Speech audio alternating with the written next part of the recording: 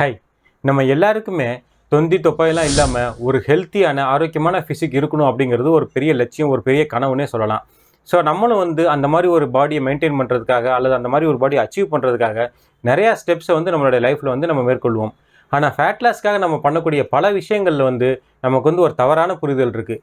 So fat loss சம்மந்தமாக நம்மக்கிட்ட இருக்கக்கூடிய மிஸ்கன்சம்ஷன்ஸ் அல்லது நம்ம ஃபாலோ பண்ணக்கூடிய மித்ஸ் என்னென்ன அப்படிங்கிறத பற்றி தான் இந்த வீடியோவில், அதுவும் குறிப்பாக 5 டிஃப்ரெண்ட்டான மித்தை பற்றி தான் நம்ம இந்த வீடியோவில் டீட்டெயிலாக பார்க்க போகிறோம். வாங்க வீடியோக்குள்ளே போகலாம்.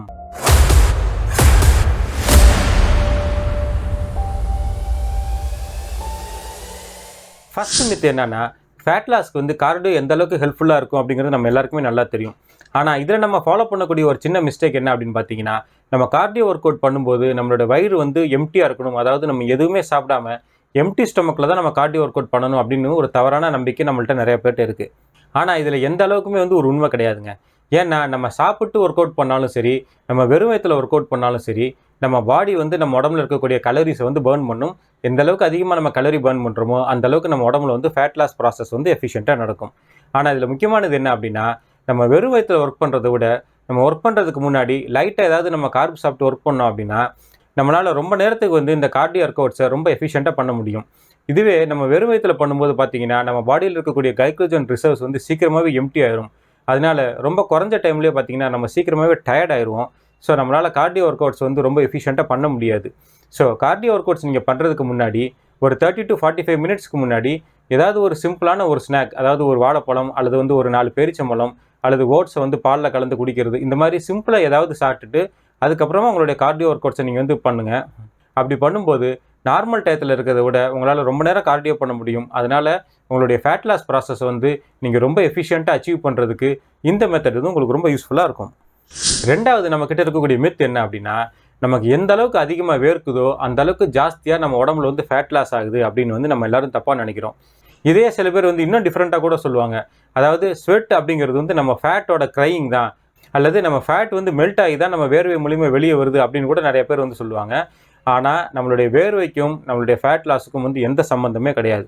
ஏன்னா நம்ம உடம்புலேருந்து வேர்வை வெளியாகுது அப்படின்னா நம்ம உடம்புல இருக்கக்கூடிய நீர் சத்து தான் குறையுமே தவிர இதனால் நம்ம உடம்புல இருக்கக்கூடிய ஃபேட் என்றைக்குமே பேர்ன் ஆகாது.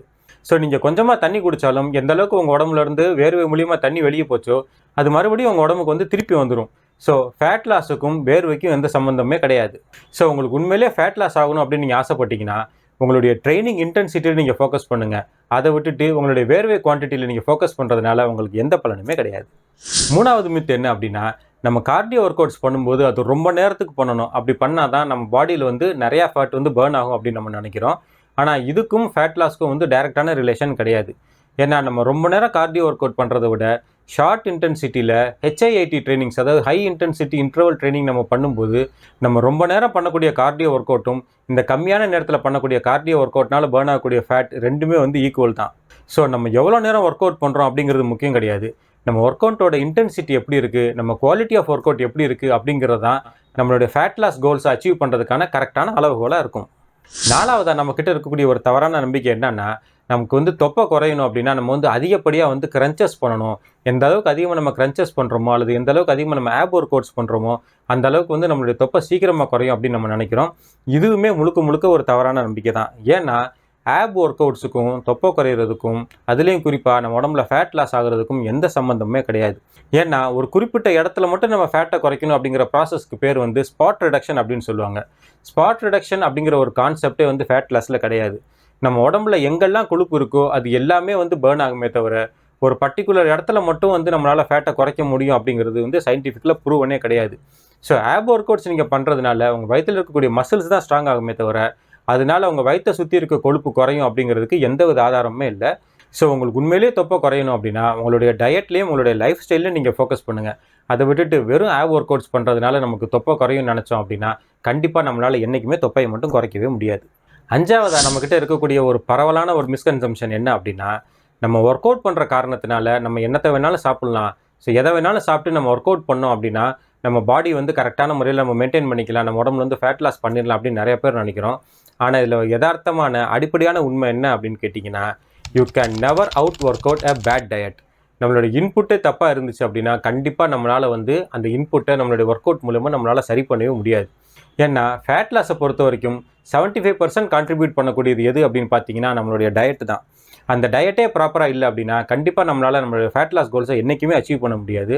ஸோ நான் வந்து ஜிம்முக்கு போகிறேன், நான் ரெகுலராக ரன்னிங் பண்ணுறேன், சைக்கிளிங் பண்ணுறேன், நான் நிறைய ஒர்க் அவுட்ஸ் பண்ணுறேன், அதனால் நான் எதை வேணால் சாப்பிட்லாம் அப்படின்னு நீங்கள் நினச்சிங்கன்னா கண்டிப்பாக உங்களுடைய ஒர்க் அவுட்ஸ் எல்லாத்தையும் வந்து நீங்கள் கெட்டதாக சாப்பிட்டீங்கன்னா அது வந்து ஓவர் கம் பண்ணி உங்கள் உடம்புல அதிகப்படியான கொழுப்பை தான் சேர்த்து வைக்கும்.